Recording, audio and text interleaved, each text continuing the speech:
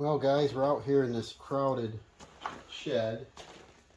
I got my siding brake in here and it's difficult to roll it out where I'm going to do a project, but we'll make it in here. What I got to do is I got to make some J channels. I've got some leftover product here I want to use. I probably won't show you that in this video, but let me show you the outside corner or the rake trim, however you want to call it. If you can see that, I've got a 90 degree, I've got a hem, I've got a place to put my screw in. The screw is going to go through the face of this. This is the top, this is the side, and it's a white brown aluminum. I didn't want to order the Denver gable trim. It's going to cost me like 70 bucks and then shipping. I don't want to monkey with that. So what I did is I rolled out from my coil holder, you saw me use in a previous video, a piece of aluminum. I got about a third of a roll of aluminum left. I said, oh, let's use it. What I did is I rolled out, I need 16 feet. So I rolled out 8 feet 1 inch for overlap. And then I measured out what I need is a 10 and a half. Draw this here. You could probably see it. Still got a paintbrush in my pocket. I'm doing a lot of little projects here in the past couple days trying to get buttoned up for winter. So right here's my gable trim, and I don't know what you want to call it. It'd be like a Denver gable, but a hem, a 4-inch side, a 3-inch top, a 45 degree. It's going to be about 1 1/4 inches wide, and then another hem going back. So when it's closed up, it looks like that. So I add all these parts up. So we got 75, which is 3/4 of an inch. That's what the depth of the brake is right here. So I don't have to measure. I just slide it in. So I get a 3/4, a 4, a 3, 1 1/4, and 7/5. And I add them up and I get 10 and a half. The coil is 24 inches wide. And so that's 21 inches. So we get a little 3-inch piece. That's going to be used for a J channel, if it works. I didn't want to just fold under all the excess material. So we'll get a start on this. What I did is I used my Pro Cutoff. And that sits on here like this. I probably showed you before, but just rolls along and cuts the material. Some guys will use their utility blade right here on the bend edge. Ugh. They're too expensive of a brake to do that. I think the brake, which is the Tapco Pro 2000, I've got a stand that doesn't match it, but it works. And I've got the Pro Cutoff. I've got a side winder, which holds your coil, the Pro Cutoff. And then I've got I think it's called a brick mold maker. I don't use it much. They call it a Brake Buddy. There we go, Brake Buddy. And it gives you your different dies in here, and you can make little trims and so on, and you can go down a fascia and put a little crease in a fascia. It's pretty handy. I think this was almost 400 bucks.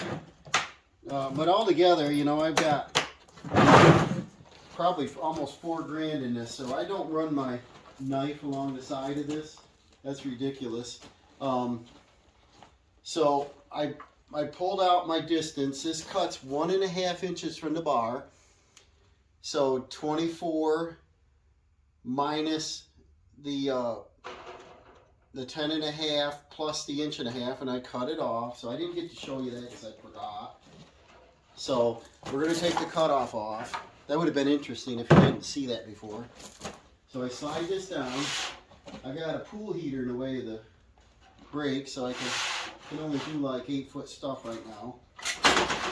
To show you what the hem looks like, if you don't use a hem, your metal is real flimsy.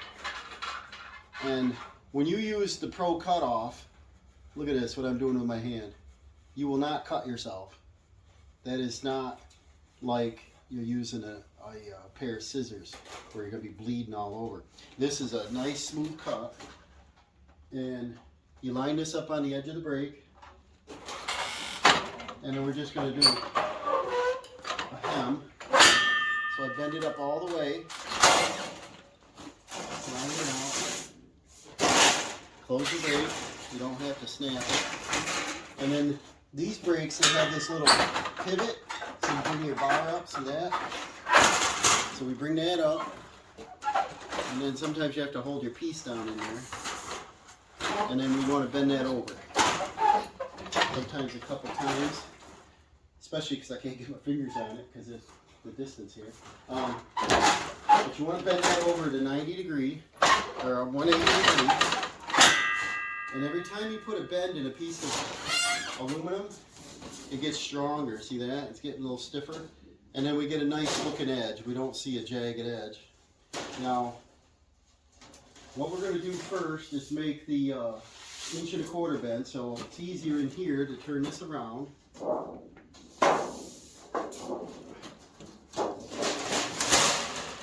And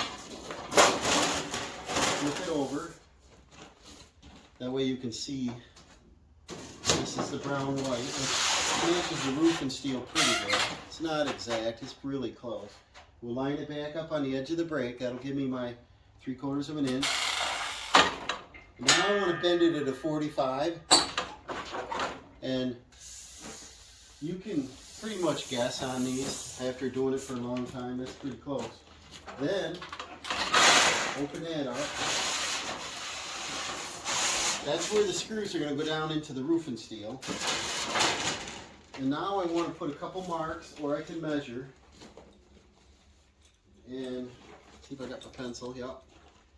We want that 1.25", and that gives us on a 7/8 inch height imperial rib steel on an angle. That's approximately the right height to keep this level along the top of the roof, if that makes sense. So 1.25" from our bend, and then we're going to bend that. This is kind of the long way around, but it's a slower way to show you how I do this. And I probably should flip this back now because it's pretty close to our bend. We'll put it in this way. Anytime I get a chance to use a siding brake, I think it's fun. Sometimes you're in a bright sun, it's hard to see your lines. And other times you're in a dark shed here with one light in it. Can't see much either. Never had perfect conditions. In the trailer, usually works pretty good because I got a LED light overhead. Now, this is bent down at 45 degrees, so we got to go up 45 degrees, which will make this level. Not quite there. And then pop it back out. Now you see the profile we got going? So now I want this edge on the roof, which is going to be 3 inches. So I'll measure over 3. I'll make a mark, and then we're 4 down the face. So I'll make another mark. Check my numbers. There's a 4. There's a 3. Same thing over here. We got a 3 and then a 4.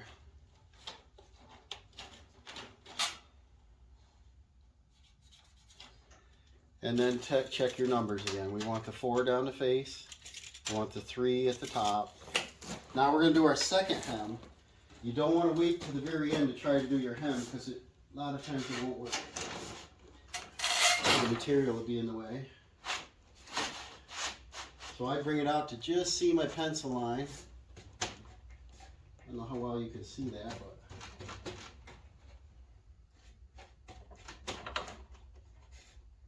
pretty close. Pretty close, pretty close. And we'll hem this over. Bend it all the way. Close your brake back up. I like to turn them around because it makes a better bend this way. Slide the bar up.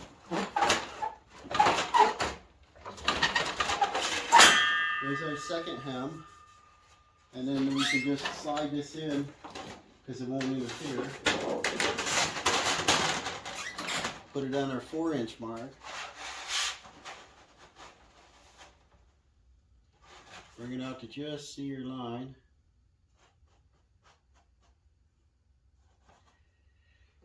It was like 29 degrees this morning. Hard frost. I got my hat on, I got my boots on.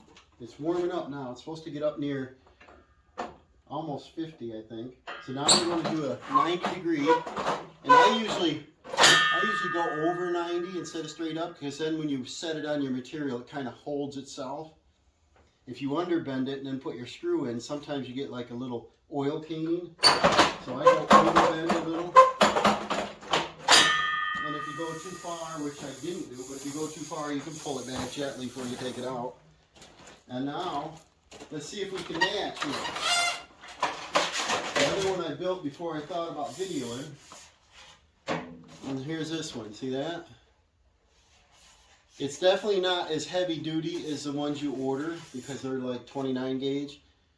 But if you don't lean a ladder on these, you know, it's your own house and you're trying to save money, you can use your own aluminum. Here's the first one I made. We'll set it on here. They should line up exact. When I first got my brake years ago, I wasn't as good at it. But see that? They're exact. One over the other. Does a real nice job in a siding brake. And I probably should advertise for people that make up their panels. They give me numbers and I'll bend up the material for them and do it at home. It's kind of fun to do. So here's our two gable trims. One's going to overlap the other, so I got to make a notch out of one. Overlap. And I'll go inside it. But I just wanted to make a short video on how I make them. It probably took a total of 15 minutes. And then it's material I already had.